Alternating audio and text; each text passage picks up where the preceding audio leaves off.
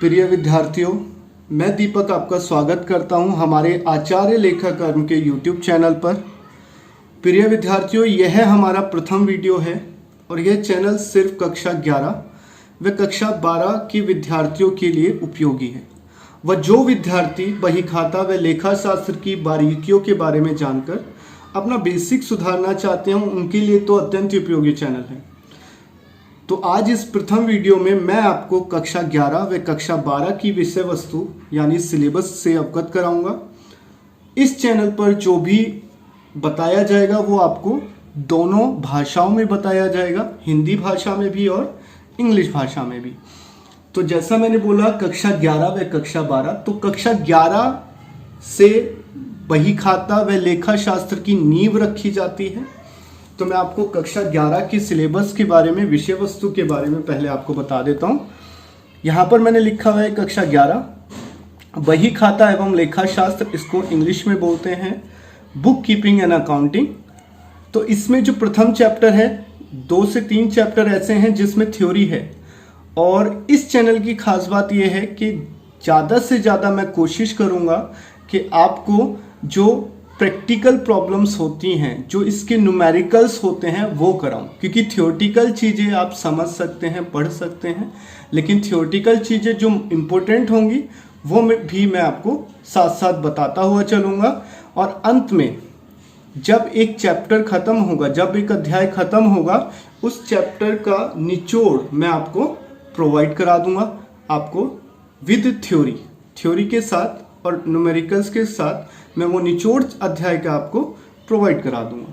अभी देखिए यहाँ पर पहला चैप्टर जो इम्पोर्टेंट चैप्टर है थ्योरी के अलावा, यहाँ पर लिखा हुआ है दोहरा लेखा प्रणाली, जिसे इंग्लिश में बोलते हैं डबल एंट्री सिस्टम।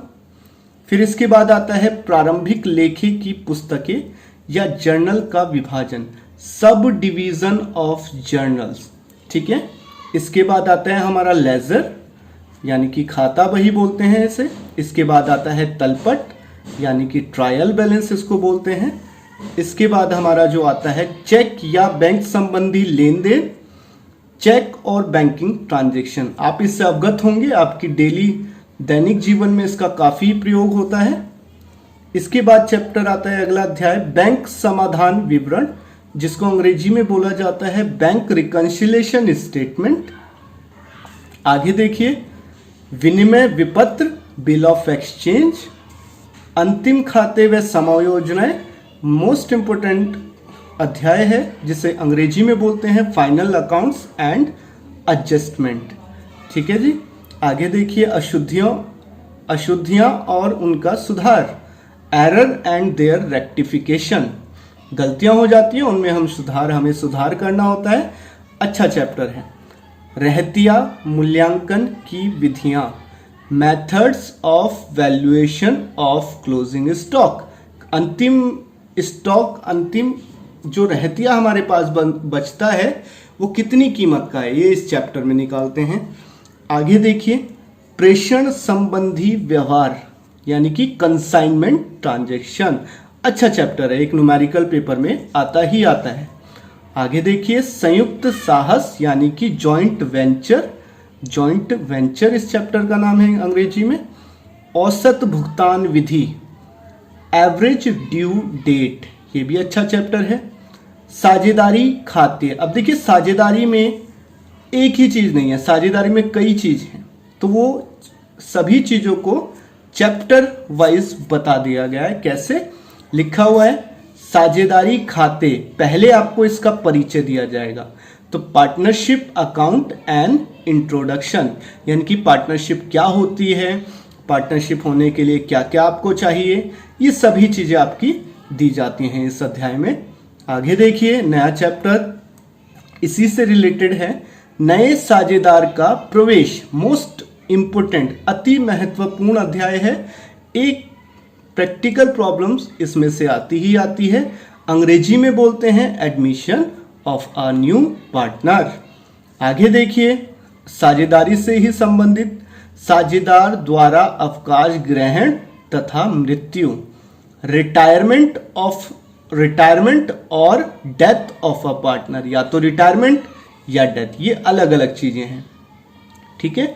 जब कोई साझेदार रिटायर हो जाता है या उसकी किसी कारणों से आकस्मिक मृत्यु हो जाती है, तब क्या करते हैं इस चैप्टर के अंदर आपको सीखने को मिलेगा।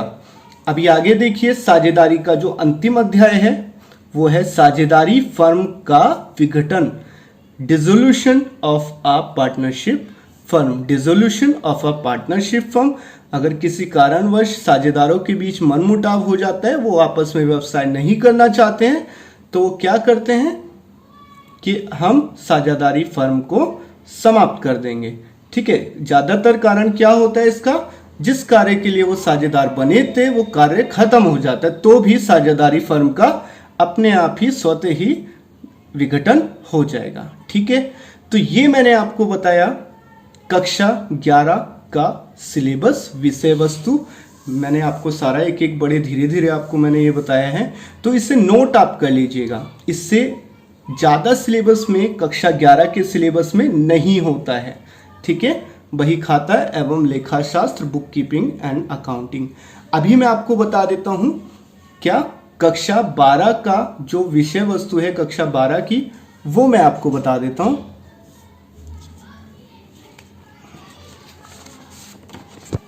ये देखिए, यहां पर मैंने आपके लिए लिखा हुआ है कक्षा 12 बही खाता एवं लेखा शास्त्र, वही बोलेंगे इसे, बुक कीपिंग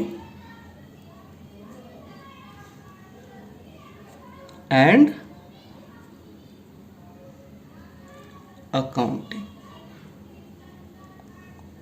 याद रखिएगा, जो आपका सब्जेक्ट होता है वो अकाउंट्स नहीं होता है, आपका जो विषय होता है वो अकाउंटेंसी होता है। आप खाता बही, आप खाते नहीं पढ़ते हैं, आप खाते नहीं पढ़ते हैं, आप क्या पढ़ते हैं, अकाउंटेंसी पढ़ते हैं। तो कक्षा 12 का सिलेबस मैं आपको बता देता हूं। कक्षा 12 में थोड़ा सा जो है एडवांस चीजें आ जाती हैं, जैसे कि इसमें देखिए, सबसे पहले साझेदारी के खाते, मैंने आपको लास्ट कक्षा 11 के सिलेबस में भी इसे बताया। अगर आप कक्षा 11 में इसे इसकी जो बेसिक बारीकियां हैं वो सीख लेते हैं तो कक्षा 12 में आपको बड़ी आसानी होती है। तो यहाँ साझेदारी के खाते में जो बांटा हुआ है इसे, साझेदारी को किस प्रकार से, साझेदार का प्रवेश, अंग्रेजी में मैंने लास्ट टाइम भी आपको बताया है कक्षा 11 में। तो यहाँ पे 11 के सिलेबस में, तो यहाँ पे इसको अंग्रेजी में बोलते हैं एडमिशन ऑफ अ पार्टनर या ऑफ अ न्यू पार्टनर, नए साझेदार का प्रवेश। ठीक है, अब दूसरा जो इसका अध्याय है अवकाश एवं मृत्यु, यानी कि डेथ और रिटायरमेंट, डेथ और रिटायरमेंट ऑफ अ पार्टनर। ठीक है जी, आगे भी आप देख सकते हैं साझेदारी फर्म का विघटन, तो इसको अंग्रेजी में बोलते हैं डिसोल्यूशन ऑफ अ पार्टनर। ठीक है, ये अंग्रेजी में मैं आपको साथ साथ बताते हुए चल रहा हूं। अभी देखिए इससे आगे क्या है, इससे आगे आपका आ जाता है जब साझेदारी को आप अच्छे प्रकार से सीख जाते हैं हमारे चैनल के द्वारा, चैनल के माध्यम से, तो आगे एक आता है अंश, इसको अंग्रेजी में बोलते हैं शेयर। ठीक है, कंपनी के जो अंश होते हैं उनके बारे में आपको जानकारी मिलेगी। सबसे पहले आपको क्या बताया जाएगा, अंशों से क्या तात्पर्य है, यानी कि क्या मतलब है, अंश क्या होते हैं। फिर उसके बाद आपको बताया जाएगा इसके प्रकार, कितने टाइप्स होते हैं अंशों के, ये आपको बताया जाएगा। फिर इसके बाद आपका जो दूसरा अध्याय है अंशों से संबंधित, ये अंशों का निर्गमन, यानी कि अंग्रेजी में मैं आपको बताऊं तो इश्यू ऑफ शेयर्स, हरण, हरण को अंग्रेजी में बोलते हैं फोरफीचर, यानी कि जब्त कर लेना, पुनर्निर्गमन, जो जब्त किए शेयरों को दोबारा से निर्गमन कर दिया, इसको बोलते हैं री इश्यू, तथा पूर्वाधिकारी अंशों का शोधन, यानी कि redemption of a preference share. ठीक है, तो इन सभी के बारे में जानकारी जब मैं आपको पढ़ाऊंगा तब मैं आपको दूंगा। अब यहाँ पे अगला जो चैप्टर, अगला जो अध्याय आ जाता है वो है ऋण पत्र। ऋण पत्र को अंग्रेजी में बोलते हैं डिबेंचर्स, डिबेंचर्स। ठीक है, डिबेंचर में आपको क्या पढ़ना है, डिबेंचर में आपको पढ़ना है कि इससे क्या मतलब होता है, इसका क्या तात्पर्य होता है, इसके प्रकार, इश्यू ऑफ डिबेंचर्स और रिडम्पशन रिलेटेड अकाउंट, यानी कि जब आप डिबेंचर्स को वापस लेते हैं तब क्या खाते आप बनाते हैं। ठीक है, तो वो भी मैं आपको जब पढ़ाएंगे तब आपको इससे छोटी से छोटी चीज़ें मैं आपको इसके बारे में बताऊंगा, एक कहानी के तरीके से मैं आपको बताऊंगा, क्योंकि आचार्य लेखाकर्म का जो मोटो है, जो लक्ष्य यही है कि आपको कोई भी चीज़ आए वो अच्छे से आना चाहिए। देखिए, यही लक्ष्य है कि आपको बारीकियों का ज्ञान हो, क्योंकि आजकल मैंने देखा है बच्चे बीकॉम में होते हैं लेकिन उन्हें कक्षा 11 या कक्षा 12 का जो चीज़ें हैं, कक्षा 11 और 12 में जो चीज़ें हैं, बेसिक चीज़ें, वो नहीं आती हैं, तो उनकी नींव कहीं ना कहीं कमज़ोर है। तो इसीलिए बही खाता व लेखाशास्त्र उन्हें एक कठिन सब्जेक्ट मालूम होता है। इसी प्रकार से हम लोग आगे भी चलेंगे, आपका यही डर हमको दूर करना है। आगे देखिए, ऋण पत्र जब आप सीख जाते हैं, इसके बाद आते हैं कंपनी के अंतिम खाते। इसको अंग्रेजी में मैं आपको बताऊं बोलते हैं final accounts of a company. किसी भी कंपनी के अंतिम खाते बनाते हैं इस समय क्या ध्यान में रखा जाना चाहिए, वही सभी इसके बारे में ये अध्याय बनाया गया है, अध्याय जोड़ा गया है आपके सिलेबस में, ताकि अगर आप फ्यूचर में, भविष्य में अपनी कंपनी खड़ी करना चाहते हैं तो आपको किन बातों का, किन बेसिक चीज़ों का ध्यान रखना चाहिए। देखिए, पहला जो खाता बनता है इसमें व्यापार, इसको अंग्रेजी में बोलते हैं ट्रेडिंग अकाउंट। लाभ हानि खाता, प्रॉफिट एंड लॉस अकाउंट। लाभ हानि नियोजन खाता, इसको बोलते हैं हम लोग profit and loss appropriation account. आर्थिक चिट्ठा, बैलेंस शीट को बोलते हैं।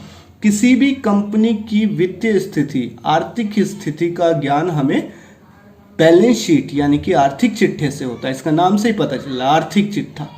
आपको किसी भी कंपनी की हालत के बारे में जानना है, माली हालत के बारे में जानना है, आप कुछ मत कीजिए, आर्थिक चिट्ठा मांगिए उनसे। आप आर्थिक चिट्ठे को जब कंपैरिजन करेंगे, उसका आप उसे इवैल्यूएट करेंगे, मूल्यांकन करेंगे, आपको पता चल जाएगा कि ये कंपनी फायदे में है, लाभ में चल रही है, या ये कंपनी घाटे में चल रही है। ठीक है, आगे देखिए, पांचवा जो इसमें अध्याय आता है वो हराश है। हराश को इंग्लिश में बोलते हैं हम डेप्रीशिएशन। डेप्रीशिएशन एक क्वेश्चन 100% इसमें आता ही आता है भाई। अभी लास्ट जो 2019-20 जो हमारा पेपर हुआ है, जो लास्ट सेशन में जो एग्ज़ाम हमारे हुए हैं कक्षा 12 के, उसमें ये क्वेश्चन आया है जिसका अंक 8 थे। 8 अंकों का ये क्वेश्चन इस चैप्टर में से आया, तो बड़े अच्छे से हमें ये सीखना है। ठीक है, माफ़ी चाहूँगा 2018 और 19, जो 19 में जो एग्ज़ाम हुए हैं। अभी देखिए, हराश के अंदर आप पढ़ेंगे हराश का मतलब, क्या मतलब होता है, इसकी विभिन्न विधियाँ, यानी कि हराश को कैलकुलेट करने की, हराश का मूल्यांकन करने की जो विधियाँ होती हैं वो आपको सिखाई जाएंगी। और देखिए, इसी से एक जुड़ा हुआ चैप्टर है लागत लेखांकन का परिचय, यानी कि introduction of a cost accounting. इसमें परिचय दिया जाएगा, इसमें पूरी चीज़ें नहीं बताई जाएंगी लागत लेखांकन के बारे में, सिर्फ बेसिक चीज़ें आपको बताई जाएंगी। अभी आगे देखिए, छठा जो टॉपिक आपका आता है वो आता है बच्चों, जो गैर व्यावसायिक संस्थाओं के खाते। ठीक है, इसको अंग्रेजी में बोलते हैं नॉन फॉर प्रॉफिट ऑर्गेनाइजेशन।